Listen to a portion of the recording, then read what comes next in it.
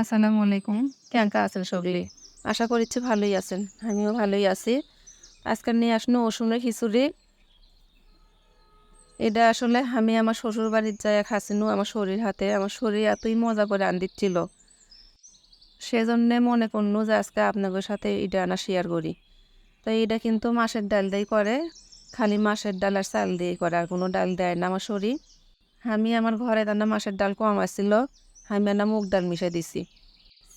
এটি আমি চাল আর ডাল একসাথে ধুইয়া নিছি, নিয়ে এই যে পেঁয়াজ দিছি আনা মোটা করে কাটছি আর মরিচ দিনু আনা রসুন গোটা গোটা রসুনটা না বেশি দেওয়া লাগে।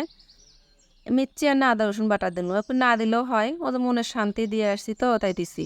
দিনু আনা নুন, ধনে আর হলুদ গুঁড়া, আর এই যে দারচিনি দিনু, আনা লবঙ্গ দিনু, আর এই যে সাদা এলাচ আর কালো এলাচ ৩-৪টা করে নিছি, নিয়ে আনা মুখ কোনা আমি চেনা করে করে ফেটে দিচ্ছি।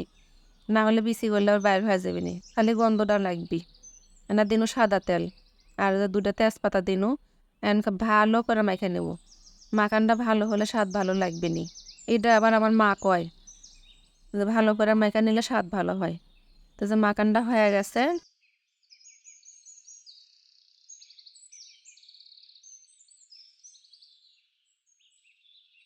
মিচ্ছি না ঠান্ডা পানিতে হাত কোনা ধুয়ে নিচ্ছি। এখন দিচ্ছি গরম পানি। গরম পানি দিয়ে খিচুড়িটা বসে দেবো। এখন ঢেকে দিচ্ছি, ঢেকে দিয়ে একেবারে হাই হিটে বলক তুলে নিনু।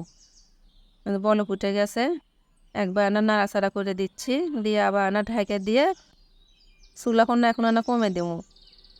কমে দিচ্ছি, দিয়ে যে আবার আসনু আবার 5 মিনিট পরে যে হয়ে গেছে আমার খিচুড়িটা।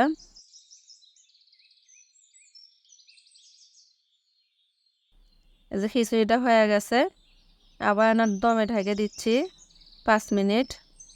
5 মিনিট পরে যাচ্ছি আবার আবার নাড়াচাড়া করে দিচ্ছি, এখন নেমে থমো। তো এই খিচুড়িটা কিন্তু আমার শরীর পরে আমার বড় যা আবার খুবই সুন্দর করে। তার হাতেও মাশাআল্লাহ খুবই ভালো লাগে। তো এই খিচুড়িটা এখন আমি নামিয়ে নিচ্ছি। নামিয়ে নিয়ে এখন আবার এটার সাথে আমি গরুর মাংস, আচার, শসা আর পেঁয়াজ কাঁচামরিচ দিয়ে এটা না খামো। এই যে হয়ে গেছে আমার খিচুড়ি। আপনারা করে খায়া দেখেন কেমন লাগে। ভালো লাগলে আর টুকুস করে না লাইক কমেন্ট শেয়ার করে দিয়েন।